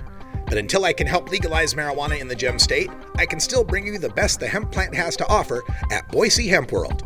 Boise Hemp World features the Mama Duck line of CBD tinctures and pain creams and the Billy Dogs line of CBD pet tinctures and dog treats. Hemp World also features CBD candy, gummies, gum, spices, and a whole assortment of tie-dye and hemp clothing and accessories. And under the laws of America's last absolute prohibition state, all Hemp World CBD products are 100% THC-free, so you won't fail any drug screenings. Boise Hemp World, now with 2 locations, our flagship store at 6928 West State Street in the Glenwood Shopping Center, and our new location at 1720 West State Street in the Albertson Shopping Center. Find us online at boisehempworld.com or call us toll-free at 844-IDA-HEMP. That's boisehempworld.com or call toll-free 844-IDA-HEMP. Warning. Hits taken on this show are larger than they appear. Do not try this at home. These people are professionals. Or at least they pay me to say that.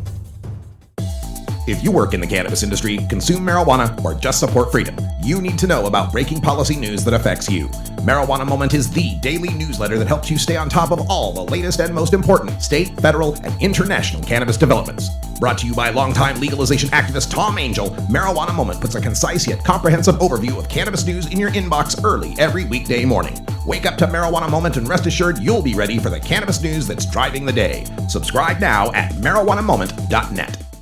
Welcome to our ongoing coverage of Marijuana Election Night 2020.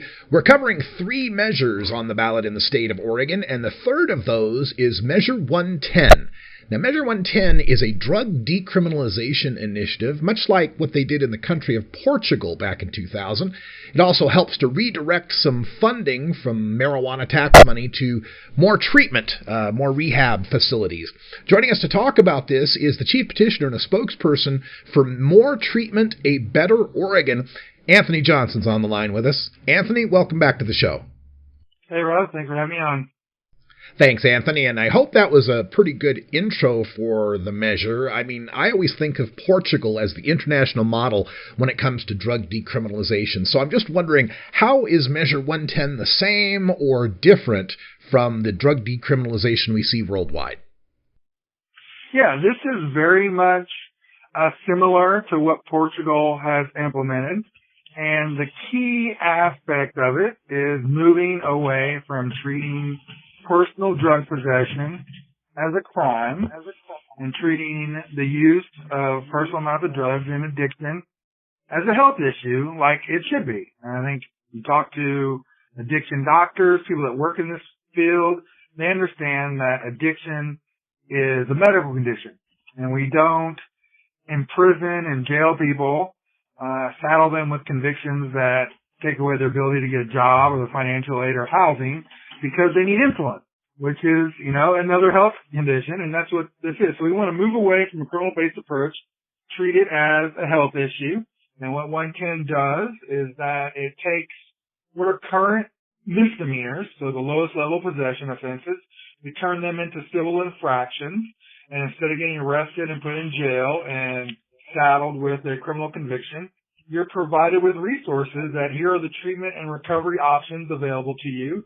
If you undergo a health assessment, the fine gets waived. And so this brings people out of the shadows, so you're no longer treated as a criminal. You can come forward, your friends, family, treatment providers, get the treatment that you need, and then we use excess marijuana tax revenue. When we legalized cannabis in 2014, Oregon projected we would bring in $40 million a year to disperse, and now we've more than tripled that. And so we take everything above $45 million. So we lock in what voters originally wanted, and we redirect the rest of the revenue, 35%, which is allocated to law enforcement, which will no longer need to arrest over 8,000 Oregonians for simple drug possession anymore. And we redirect those funds to treatment and recovery services so people can get drug treatment on demand. And so you don't have to wait months or wait to get arrested or thrown in prison or ordered treatment through drug court. This will allow people to get the treatment that they need and not saddle people with harmful effects. And, Portugal, they brought together addiction and health experts to devise their policy. Similar to that, this measure establishes an oversight and accountability council of addiction doctors, researchers, social workers, recovery mentors, people in recovery themselves, to disperse funds all across the state of Oregon to meet the needs of Oregonians, because what people in Burns or Pendleton and Eastern Oregon need is different than what you need in Portland, which is different than what you need on the coast. And we will increase what Oregon currently spends with state dollars 4 to 5 times on treatment and recovery. So it's very much following in the footsteps of Portugal, and we think Oregonians agree this is a better policy than trying to arrest and jail your way out of treating addiction. This is kind of interesting to me because I've done some research on the topic, and I was shocked to find that the state of Oregon is last when it comes to access to treatment. Yeah, so in Oregon we are last in access to treatment. We have 10% of Oregonians that suffer from an addiction issue, and we have 1 to 2 Oregonians dying every day of a drug overdose. And we are arresting and jailing 9,000 people a year for simple drug possession. Disproportionately, people of color, Black and Indigenous communities have been hit the hardest.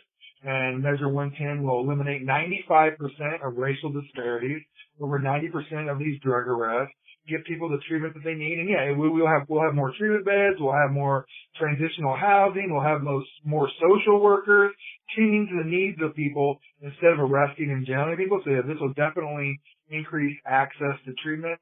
One of our all-star volunteers, Amelia Fowler, her father died of a drug overdose while waiting to get treatment, because in Oregon, you're not rich, you don't have tremendous health insurance, it takes months to get a treatment bed. And we want to end that, and Measure 110 will go a long way with $100 million more for treatment and recovery options in Oregon. When we think about the concept of drug decriminalization, I think most people's minds go to what are the common illicit drugs, like cocaine or heroin or meth, things like that. But we find that we have a huge opiate crisis in this country, prescription opiates. So what about prescription drugs? Is Measure 110 going to help people who are having issues in that regard? Yes, 110 addresses all types of drug addiction. Under Measure 110, the treatment and recovery options are available to any Oregonian that needs them. And so that you don't have to be arrested. It doesn't have to be illegal drugs. It can be alcohol. It can be opiates. In my family, that's what's hit my family the hardest. And yeah, so whether it be alcohol, opiates, or an illegal drug, Measure 110 provides treatment and recovery services to any Oregonian that needs it. Now, some people that criticize Measure 110 or efforts to decriminalize drugs they'll kind of put out that this is too liberal, that it gives permission for people to use drugs, that it encourages people to use drugs. How does the campaign respond to that? Well, in the end, Measure 110 and any measure that works to reform our drug laws or criminal justice laws really are not about the drugs. They're about the people suffering from their addiction. And people need to think about what they want for themselves or for their loved ones. Somebody that you deeply care about possesses a small amount of drugs. Do you want the phone call that they're in jail or prison and they're not going to get treatment? Or do you want to get the phone call that says, hey, I have a drug problem. I'm going to seek treatment because these treatment and recovery options are available to me. And if you look at statistics around changing our cannabis laws in the United States, you look at Portugal, Switzerland, other nations that have moved in this direction towards a health-based approach, you see that drug use does not dramatically increase amongst juveniles or adults. If you look at Portugal, their rate of drug use is lower than most of the European counterparts. So I urge just people to read the measure and do searches for yourself. Look at what's happened in Portugal and other countries, and the facts speak for themselves. Another thing we've learned from the example of Portugal is how drug decriminalization can have attendant complementary effects, like the reduction in HIV transmissions or hepatitis C.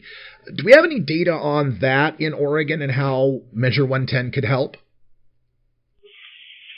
Well, we know Measure 110 will definitely help. One of the things that Measure 110 will fund are harm reduction interventions. My co-chief petitioners, one worked as the director of the Mental Health and Addiction Association of Oregon. The other works at Outside In, which is on the front lines of helping people who are addicted to drugs, basically save their lives. And so we know that by funding harm reduction, job training, housing, social workers to deal with these issues instead of law enforcement, we know that it'll benefit HIV infection, overdoses in general, hepatitis infection, and just the collateral consequences of pushing people further and further into the criminal world.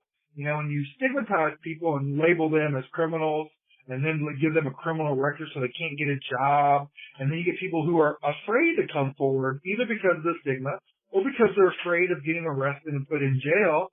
You take that away and more people will be willing to come forward with their issues, and we'll be able to address not only people's addiction, but the collateral consequences of that addiction, be it hepatitis infection or HIV infection. We'll be able to address those issues earlier in the front end and not wait until somebody drives under the influence or starts selling and they get put in prison for that, wake-up call. They'll be able to get a health assessment, talk to somebody who can give them a warm pass-off to the social services that they need in their community, and we'll be able to address those issues much more effectively. And like we've seen those results in Portugal that have benefited amongst overdose rates and infection rates, we'll see similar success with that here in Oregon. We mentioned people who sell drugs, and that's one of the downsides of dependence is sometimes people will sell to be able to make enough money to maintain their own supply. And it sounds to me as if Measure 110 is only dealing with personal possession, not possession with intent to distribute. Is that correct? Yeah, so Measure 110, it doesn't legalize anything, and it only deals with decriminalization of personal amounts of drugs. So selling or possessing commercial amounts will remain criminal offenses. Okay, that makes sense. Now, I'm also curious about the personal possession part. What is the definition of a personal amount of drugs under Measure 110, or is that something that's left up to the legislature? Yeah, so Measure 110 changes current existing law. So in 2017, the Oregon legislature moved the lowest level of possession offenses down to a misdemeanor, and it depends upon the substance. What's really amazing to me is that previous to 2017, any possession of any drug other than cannabis was a felony in Oregon. Like 1 gram of psilocybin mushroom was a felony. But in 2017, the legislature changed that. And so it's 12 grams of psilocybin mushrooms is a misdemeanor, under like 2 grams of cocaine, 1 gram of meth. Those are low-level misdemeanors. We'll decriminalize those amounts, reduce criminal penalties to those amounts. So we only reduce the criminal penalties down to civil infraction, what are currently misdemeanors. Finally, we mentioned that Oregon is voting on 3 different initiatives, and one of the other initiatives is Measure 109, which creates a psilocybin medical services program. But, of course, you can only have that within the psilocybin center. For people that might just want to use natural mushrooms that they find on their own, it sounds like they should also vote for Measure 110. They should vote for them in tandem, since that would decriminalize the personal possession of those mushrooms, right? So both of these measures were developed separate from each other and organically. Now, I don't run into very many people that, like support 109 and don't support 110. So both of them can pass. They're not in conflict. I think that, in any way, I think that there are going to be plenty of people that if you agree that there is a medical use of psilocybin, then we shouldn't be jailing people and saddling them with criminal convictions for possessing up to 12 grams of psilocybin. So I think we have overlap and a lot of support. But but both of these measures, the chief petitioners of Measure 109, they reached out to me early on in their process because I was chief petitioner of the Measure 91 cannabis legalization campaign, and then advocates that are working on 110 reached out to me separately. I definitely personally, I support 109 as well. I don't speak for the campaign on that issue, but they're definitely compatible and definitely not in conflict. We've been talking about Oregon's Measure 110, a measure to decriminalize the personal possession of drugs in the state of Oregon, and it's funded by More Treatment, A Better Oregon. Anthony Johnson's the chief petitioner and spokesperson. It's going to provide more funding for rehabs. It's a first-in-the-nation program, making Oregon once again a pioneer in drug policy reform. Anthony Johnson, thanks so much for joining us here on Marijuana Election Night 2020. Thank you very much. I encourage everybody to go to vote yes on 110.org, and let's save lives and improve them. All right, I want to thank my guest, Anthony Johnson from the Yes on Measure 110 campaign, Sam Chapman from the Yes on Measure 109 campaign, both of those in Oregon. Measure 110 would decriminalize all drugs. Measure 109 would create a medical psilocybin services program.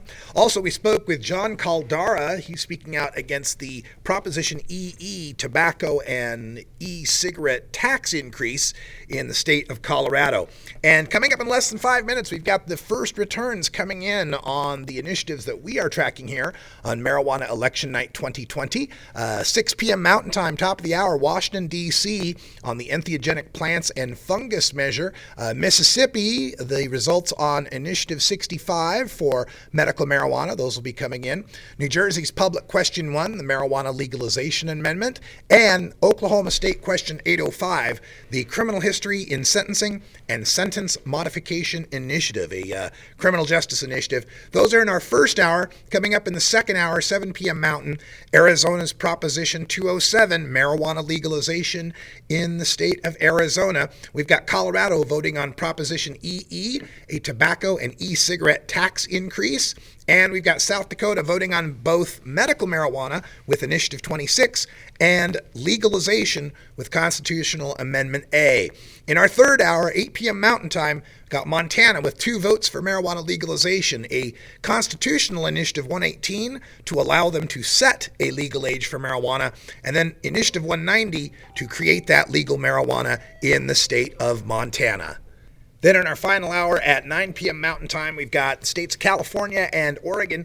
California's got 3 criminal justice initiatives that we're taking a look at. Proposition 17, which would restore the right to vote for people on parole. Proposition 20, which would undo many of the criminal justice reforms that have been passed in the past few years in California. And Proposition 25, an initiative to end cash bail and replace that with risk assessments. Here in the state of Oregon, we've got Measure 108, a tobacco and e-cigarette tax increase. And as we mentioned earlier, Measure 109, the psilocybin mushroom services program initiative. And Measure 110, the drug decriminalization. Boy, it's been a long day here, isn't it? And we're only 2 hours into it. Measure 110, the drug decriminalization and addiction treatment initiative. That's all coming up in the next 4 hours here on your Marijuana Election Night 2020 live coverage from Delta 9 House and Studios on the border of Mordor. That's right, America's last absolute prohibition state. We'll be right back with the first returns coming up at the top of the hour.